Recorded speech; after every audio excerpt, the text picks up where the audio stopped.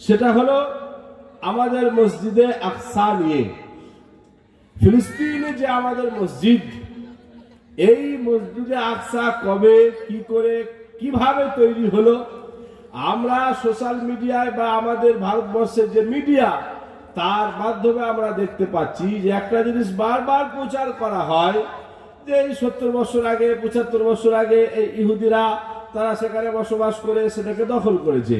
কিন্তু আপনি একজন ইমানদার মুমিন মুসলমান হিসাবে আপনার সাথে মসজিদে আকসার সম্পর্ক হাজার হাজার বছরের। বিশ্ব নবীর কাছে সাহাবী কেরামরা জিজ্ঞাসা করলেন, ইয়া রাসূলুল্লাহ, ইয়া হাবিবাল্লাহ, এই পৃথিবীতে সর্বপ্রথম কোন ঘরটা তৈরি করা হয়েছিল? আল্লাহ রাসূল সাল্লাল্লাহু আলাইহি ওয়াসাল্লাম বললেন, এই পৃথিবীতে সর্বপ্রথম যে ঘরটা তৈরি করা হয়েছিল সেটা হচ্ছে বাইতুল্লাহ, কাবা ঘর। সাহাবী কেরামরা জিজ্ঞাসা করলেন, ইয়া রাসূলুল্লাহ, তারপরে দ্বিতীয় নম্বরে পৃথিবীতে কোন ঘরটা তৈরি করা হয়েছিল? আল্লাহ রাসূল সাল্লাল্লাহু আলাইহি ওয়াসাল্লাম বললেন, আল মসজিদ আল আকসা। দ্বিতীয় নম্বরে এই পৃথিবীর ঘর হলো মসজিদ আকসা। এবার সাহাবী কেরামরা জিজ্ঞাসা করলেন, কাবা ঘর আর মসজিদ আকসা, এই দুটোর মাঝখানে কত সময়ের ব্যবধান ছিল? আল্লাহ রাসূল সাল্লাল্লাহু আলাইহি ওয়াসাল্লাম বললেন, 40 বছরের। মানে 40 বছর আগে কাবা ঘর তৈরি হয়েছে, তার 40 বছর পরে মসজিদে আকসা তৈরি হয়েছে। এই মসজিদে আকসা কে তৈরি করেছে? আল্লাহ পাক ভালো জানে, তিনি ফেরেশতাদেরকে দিয়ে তৈরি করেছেন, যাকে দিয়ে তৈরি করেন। এখন কথা হলো, এই মসজিদে আকসা শুধু আজকেই দখল নিয়েছে এমন নয়, ইতিপূর্বেও কবে সে মুসা আলাইহিস সালাতু ওয়াস সালামের জামানা, সেই জামানাতেও মসজিদ আকসা তথা জেরুজালেম ওই জায়গাটাকে দখল করে রাখা হয়েছিল। মুসা আলাইহিস সালাতু ওয়াস সালামকে আল্লাহ পাক অর্ডার করেছিলেন যে এই জেরুজালেম তথা মসজিদ আকসাকে দখল মুক্ত করো। তাই দখল মুক্ত করার জন্য তিনি তিনার জাতির কাছে কিছু ঐতিহাসিক ভাষণ দিচ্ছিলেন। মানে একার দ্বারাই তো লড়াই করা সম্ভব নয়, সেখানে এক জাতি তারা দখল করে বসে আছে, তাই তাদেরকে সেখান থেকে সরাতে গেলে সম্মিলিতভাবে লড়াই করতে হবে, সংগ্রাম করতে হবে। তাই তিনি তিনার জাতির কাছে একটি ভাষণ দিলেন, যে ভাষণটা আল্লাহ পাক আমার আপনার শিক্ষার জন্য কোরআনুল কারীমে 6 পারায় বর্ণনা করেছে। যেহেতু আপনারা আজকে কোরআন শুনতে এসেছেন, তাই যে কটা কথা বলবো কোরআন থেকে। কি আল্লাহ পাক কোরআনুল কারীমে আমাকে আপনাকে জানিয়েছে, ইয়া কওমি দুখুলুল আরদাল মুকদ্দাসাতাল্লাতী কাতাবাল্লাহু লাকুম ওয়ালা তারতাদ্দু আলা আদবারিকুম ফাতানকালিবু খাসিরিন। قالوا يا موسى إن فيها قوما جبارين وإنا لن ندخلها حتى يخرجوا منها فإن يخرجوا منها فإنا داخلون. قال رجلان من الذين يخافون أنعم الله عليهم ادخلوا عليهم الباب فإذا دخلتموه فإنكم غالبون وعلى الله فتوكلوا إن كنتم مؤمنين. কোরআন বলছে, মুসা নবী তার গোত্রের লোকেদেরকে বলল, ওগো আমার গোত্রের লোকেরা, চলো ওই পবিত্র ভূমিতে প্রবেশ করতে হবে। জেরুজালেম তথা মসজিদ আকসার এলাকাকে আল্লাহ কোরআনুল কারীমে পবিত্র ভূমি বলে আখ্যায়িত করেছে। কি করব? সেখানে গিয়ে সংগ্রাম করতে হবে। ওই বেঈমান নেমক হারামরা তারা ওই জায়গাটাকে দখল করে রেখেছে। মুসা নবী যখন তার গোত্রের লোকেদেরকে এই কথা বলল, তখন তারা পাল্টে উত্তর দিচ্ছে, ক্বালু ইয়া মুসা ইন্না ফিহা কওমান জাব্বারিন। ওগো মুসা, আপনি আমাদের কোন ভূমিতে প্রবেশ করতে বলছেন বলেন, যেখানে তো কিছু সুপার পাওয়ার শক্তিশালী লোকেরা ওই এলাকাটাকে দখল করে রেখেছে। তার মানে ইসরায়েল শুধু আজকে আমরা মনে করছি সুপার পাওয়ার শক্তিশালী তাই নয়, তৎকালীন সময়েও যারা ওই এলাকাটা দখল করে রেখেছিল, কোরআনের ভাষা অনুযায়ী তারাও সেদিন সুপার পাওয়ার ছিল। তাই মুসা নবীর গোত্রের লোকেরা বলতে রইল, না না না, যতক্ষণ পর্যন্ত ওই লোকেরা স্বেচ্ছায় এলাকা ছেড়ে না চলে যায়, আমরা ওই এলাকায় প্রবেশ করতে পারবো না। মুসা নবী তাদেরকে বারবার করে বোঝায়, এটা আল্লাহর অর্ডার, চলো ওই এলাকা দখল মুক্ত করতে হবে। তবুও তারা কথা শুনতে চাই না। কোরআন বলছে তাদের মধ্যে দুজন ব্যক্তি এমন ছিল যাদের ইমানটা ঠিক জায়গায় দাঁড়িয়েছিল, যারা এটা ভয় খেত আমাকে আল্লাহর সামনে কিয়ামতের দিনে আমার এক একটা মিনিটের হিসাব আমাকে বুঝিয়ে দিতে হবে। তখন তারা ময়দানে নামলো।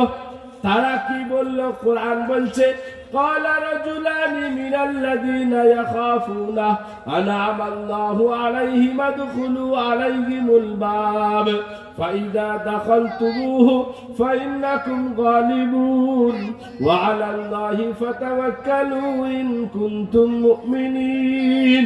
তখন তারা তার গোত্রের লোকেদেরকে বলতে রইল, তোমাদের কি আল্লাহর উপরে বিশ্বাস নাই? মনটাকে একটু শক্ত করো, তোমরা আল্লাহর উপর ভরসা রেখে ওই জমিনে শুধু প্রবেশ করে যাও, দেখতে পাবে তারা অটোমেটিক ভয়ে এলাকা ছেড়ে পালাবে। কিন্তু মুসা নবীর গোত্রের লোকেরা এরা মোটেও রাজি হতে চাইল না। এক পর্যায়ে তারা মুসা নবীর কাছে তাদের চূড়ান্ত সিদ্ধান্তটা শুনিয়ে দিল। সিদ্ধান্ত কি ছিল? ফাযহাব আনতা ওয়া রাব্বুকা ফাকাতিলা ইন্না হাহুনা কাঈদুন। ওগো মুসা, তুমি আর তোমার রব গিয়ে যুদ্ধ করো, সংগ্রাম করো, তুমি তোমার আল্লাহ গিয়ে মারামারি করো, আমরা যাব না, আমরা এই জায়গাতেই বসে গেলাম। তারা বলল আমরা যাব না, কারণ এরা খুব সুপার পাওয়ার, এরা এই জায়গাটা দখল করে রেখেছে, আমরা মারামারি করতে যাব না, তুমি আর তোমার আল্লাহ যাও। আল্লাহ পাকের আযাব এলো ওই জাতির উপরে। 40টা বছর পাগলের মতো তারা সিনাই মরুভূমি এলাকায় লক্ষ্যভ্রষ্ট হয়ে তারা শুধু ঘুরে বেড়াতে রইল। এখন এই আযাব চলছে। মুসা নবী কিন্তু বাইতুল মুকাদ্দাস মসজিদ আকসা দখল মুক্ত করতে পারলেন না। তাই ওনার মনে বড় ব্যথা ছিল। ওনার ব্যথাটা কি ছিল?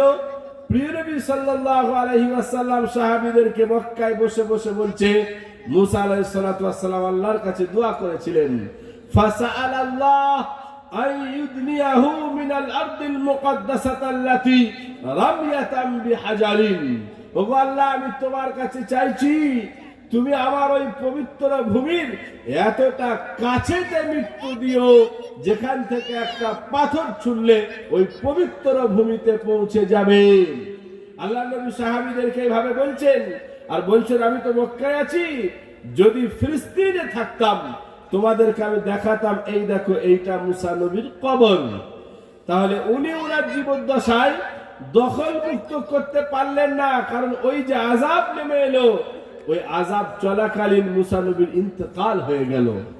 যখন ইন্তেকাল হয়ে গেল, ওই যে দুইজন ব্যক্তি যারা মুসা নবীর পরে তার গোত্রের লোকেদেরকে বোঝাচ্ছিল, দুইজনের মধ্যে একজনের নাম হলো ইউশা বিন নুন। আল্লাহ পাক ওই ফাঁকা সময়ে ইউশা বিন নুনকে নবুয়ত দান করলেন। এখন এই নবুয়ত পাওয়ার পরে তিনি সেই জায়গায় নবুয়তের কাজ করছেন। 40 বছরের আযাব শেষ হয়ে গেল।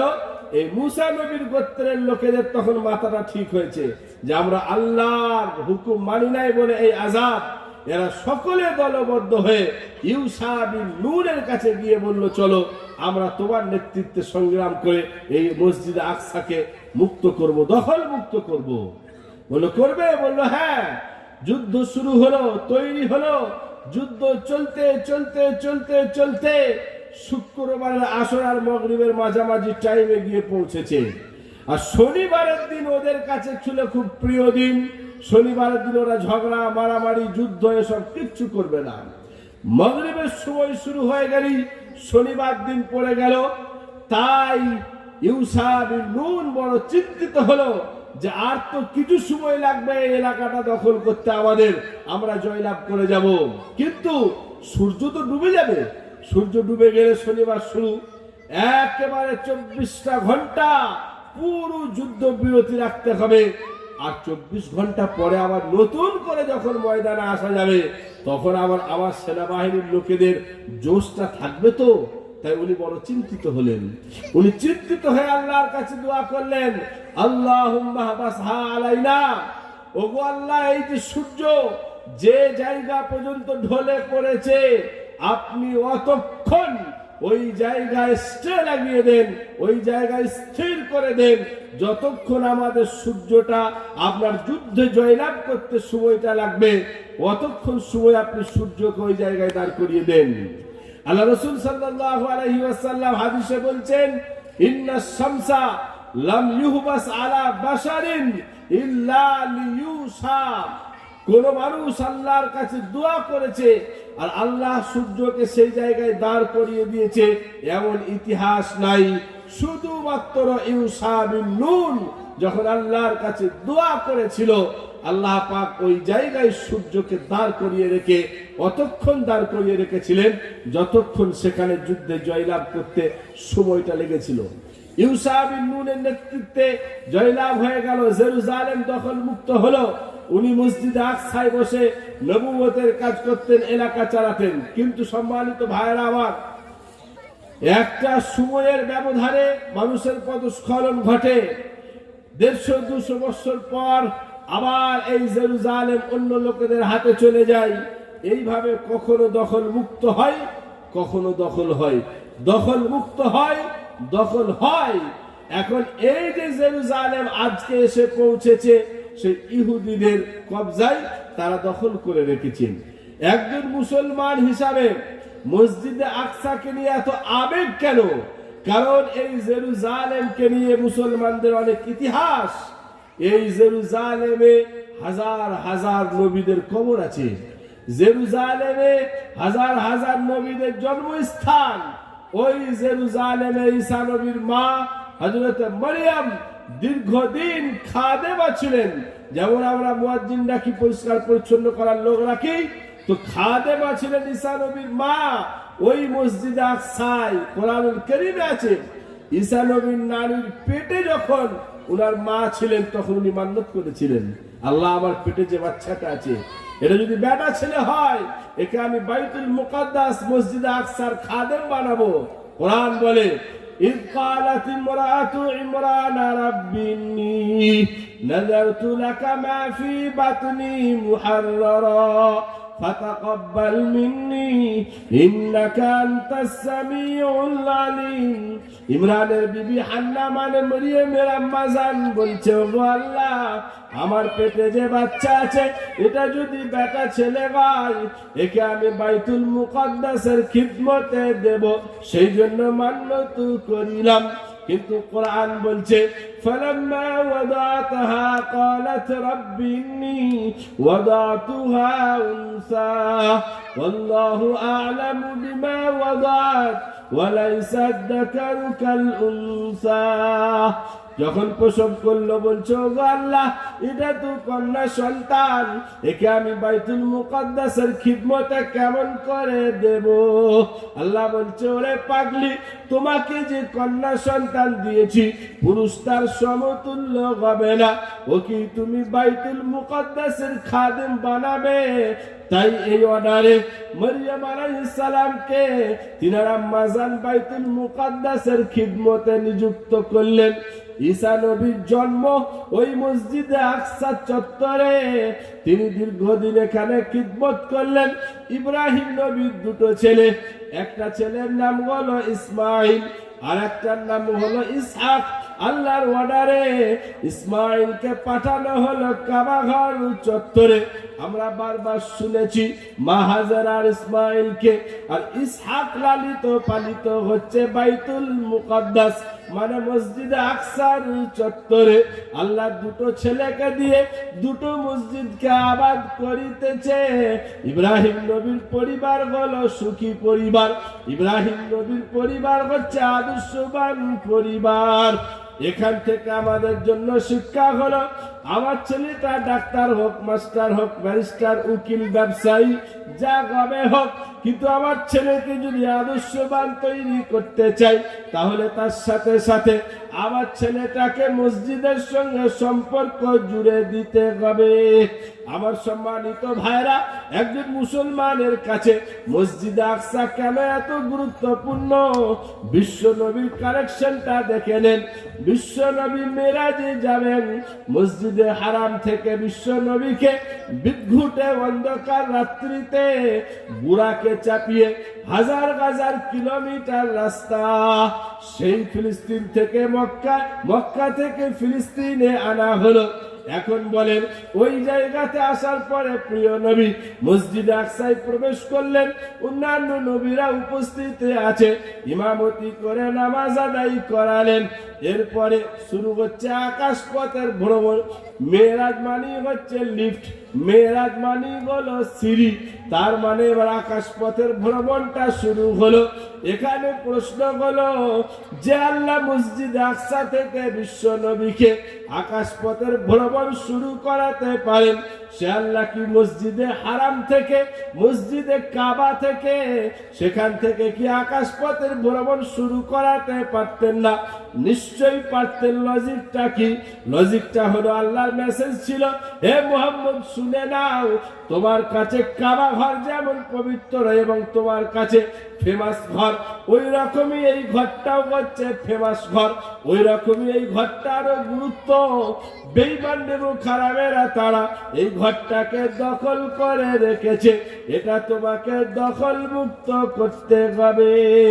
উম্মতে মুসলিমা বুঝতে পারি না কেন বিশ্ব নবীর ওই যে মেরাজের ঘটনা, মসজিদে হারাম থেকে মসজিদে আকসা, এটা আল্লাহ পাকের ছিল ইঙ্গিত। আরো চলেন, বিশ্ব নবী মেরাজ থেকে ফিরে এলেন, নামাজ ফরজ করে দেওয়া হলো। কাবা ঘর চত্বরে দাঁড়িয়ে, কাবার পাশে দাঁড়িয়ে বিশ্ব নবীকে জানানো হলো, তোমাদের কিবলা হচ্ছে মসজিদে আকসা, মানে মসজিদে আকসার দিকে মুখ করে তোমাকে নামাজ আদায় করতে হবে। বিশ্ব নবী বাচ্চা বেলা থেকে শুনছে কাবা ঘর হলো ফেমাস ঘর, কাবা ঘরের মুতওয়াল্লি আমার দাদা ছিল, কাবা ঘরের দেখভাল আমার বংশের লোকেরা করেছে, তারপরেও কাবা চত্বরে দাঁড়িয়ে আমাকে মসজিদে আকসার দিকে মুখ করে নামাজ আদায় করতে হচ্ছে। একদিন দুদিন নয়, 16 থেকে 17টা মাস প্রিয় নবীকে অর্ডার করা হলো মসজিদে আকসার দিকে মুখ করে নামাজ পড়ো। কারণটা কি ছিল? বিশ্ব নবীকে এটাই জানানো হয়েছিল, নবী হে শুনে নাও, তোমার কাছে কাবা যেমন প্রিয় ঘর, ওই মসজিদে আকসাটাও ওরকম গুরুত্বপূর্ণ ঘর। বেঈমান নেমো খারামেরা সেটাকে দখল করে রেখেছে, এটা দখল মুক্ত করতে হবে। একজন মুসলমানের কাছে মসজিদ আকসা এই জন্য এত গুরুত্বপূর্ণ, এই জন্য এত তাদের কাছে সেখানে আবেগ। ফিলিস্তিনের মুসলমানেরা তারা যে যুদ্ধ, তারা যে জিহাদ করছে, এটা হচ্ছে তারা মুসা আলাইহিস সালাতু ওয়াস সালামের সুন্নতের উপরে তারা আমল করছে, যে অর্ডার আল্লাহ পাক মুসা নবীকে করেছিল। আমার কলেমাওয়ালা মুমিন মুসলমান ভাইরা, আল্লাহওয়ালা বন্ধুরা, তাই আজকে 70-75 বছরের ইতিহাস মসজিদ আকসা নয়, মসজিদ আকসার ইতিহাস হলো হাজার হাজার বছর ধরে। এই ইহুদি জাতি যারা বর্তমানে ওটাকে দখল করে রেখেছে, আপনি দখল মুক্ত করবেন কেমন করে বলেন? আমরাই তো টোটালি তাদের কৃষ্টি কালচারকে ফলো করে চলি, আমরাই তো তাদেরকে প্রমোট করছি, আমরাই তো তাদেরকে এই পৃথিবীতে প্রতিষ্ঠিত করছি। আপনি জানেন সোশ্যাল মিডিয়ায় তোলপাড় চললো একটা জিনিস নিয়ে, যেটা বাংলাদেশের ব্র্যাক ইউনিভার্সিটির একটা সিলেবাসকে নিয়ে, ক্লাস 7-এর, যে শরীফ থেকে শরীফা। তো বাংলাদেশ তো এটা আজকে চালু করেছে, মুসলিম জাতি আছে কোথায়?